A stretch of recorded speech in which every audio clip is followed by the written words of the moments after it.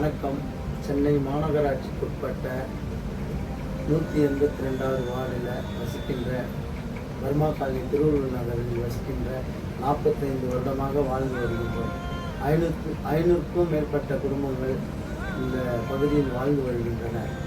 எங்களது வாழ்வாதாரத்தை தடுத்து நிற்கின்ற அரசியல்வாதிகள் சம்பந்தப்பட்ட, காவல்துறை சம்பந்தப்பட்ட, நீதிமன்றம் புறக்கணித்த எங்களது வாழ்வுரிமையை நீண்ட நாளாக தடுத்து வருகின்றனர்.